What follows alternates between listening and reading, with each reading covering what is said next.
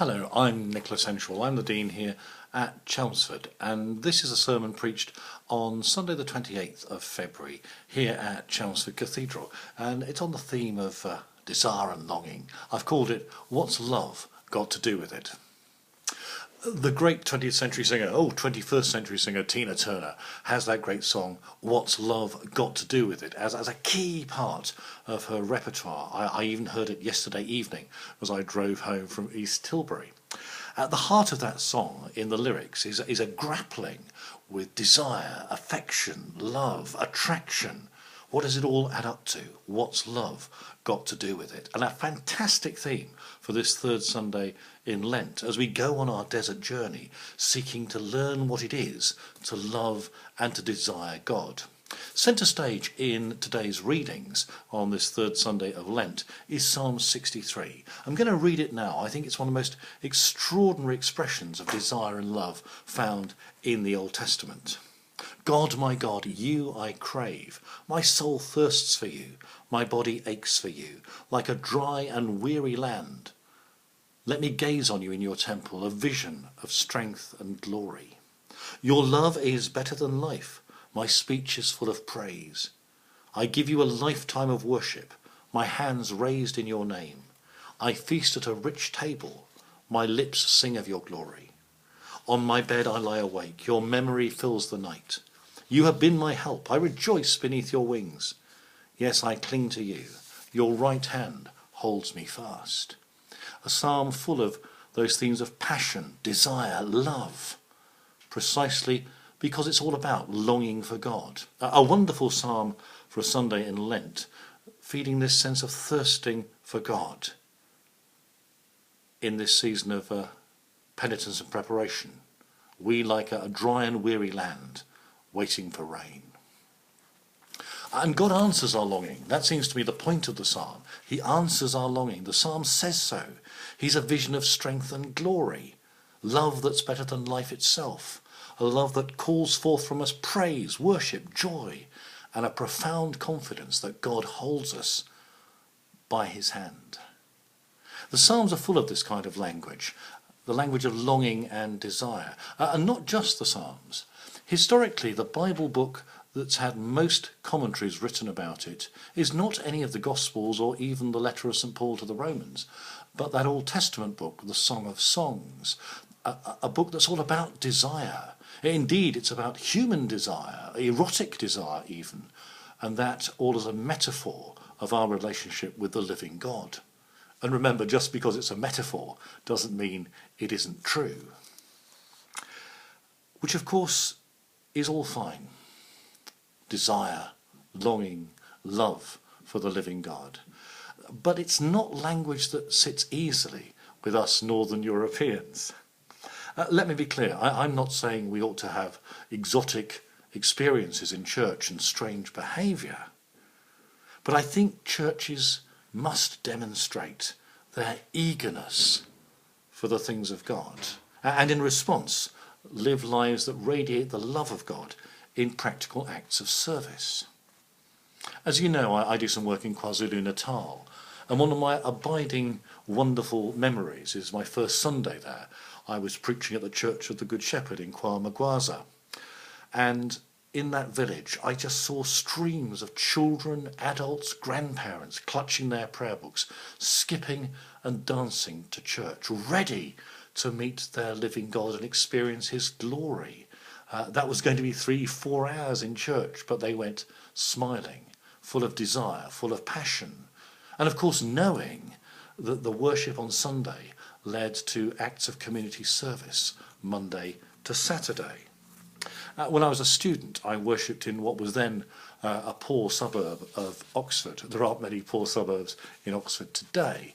And in the exotic worship of that church, the one thing I most remember is when the priest began to say, "Draw near with faith," the entire congregation leapt to their feet and began to move visibly enthusiastically towards the east end of the church, to gather round the altar, ready to receive the King of Heaven in the bread and wine of Holy Communion. An extraordinary sense of desire and longing to celebrate a feast. And in my last church in Harrogate, a wonderful memory, as communion was coming to an end. It was a church where children received communion from a very early age. A young child came back to the altar rail and said, "Father, can I have one for my friend?" That wonderful insight from a child that the Eucharist was a gift for sharing and something that stimulated desire and excitement. What's love got to do with it? Well, Julian of Norwich, the great 14th century mystic, says love was his meaning. Love is the core of God's purpose, call and life. In the words of Walter Hilton, Julian's contemporary, we are always desiring more grace of love. We are always desiring more grace of love. Again, for us Northern Europeans, these sound like dangerous words to say to God. Desire, passion, love. We are suspicious of desire, I think, because its symptoms reveal how needy we are, how incomplete we are. But the invitation every Sunday is to let our life literally become a love affair with God. Think what we're going to do in a few moments' time. We're going to stand and say the Creed. Think about those opening words of the Creed. We don't say we believe that God is. We say we believe in God. It's a song of love and trust. That's why down the Christian centuries the Creed has normally been sung, as we do here at the 11:15 Eucharist.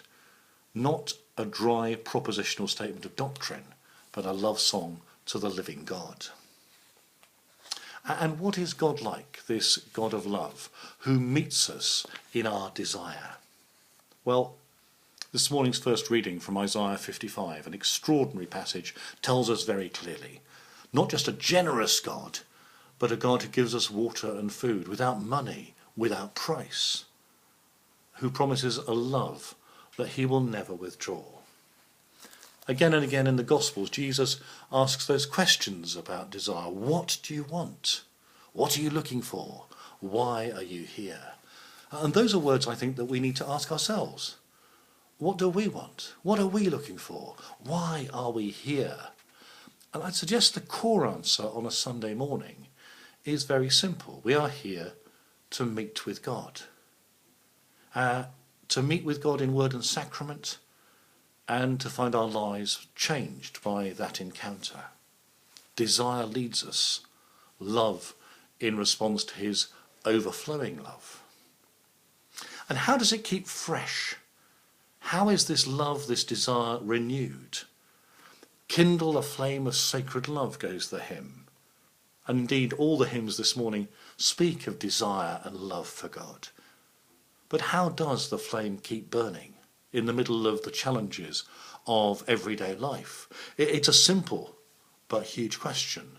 And the answer may sound pathetically inadequate, but it's the only one I know. Daily prayer. This is a real challenge, but the whole Christian tradition speaks of daily prayer as the normal warp and weft of what it means to be a follower of Jesus. In a sense, the Sunday gatherings icing on the cake. It's the day in, day out challenge of offering up to God our lives as we seek to meet the challenges Monday to Saturday. It's a fundamental Christian discipline because it keeps the windows open to God in all the challenges that come our way. After all, we wouldn't think of going without food or water or sleep for 6 days a week. We simply wouldn't survive. So why on earth would we think about going without prayer, except on Sundays? I'm going to let one of the great modern teachers of prayer take up this challenge. Michael Casey, who I once shared a platform with at Worth Abbey.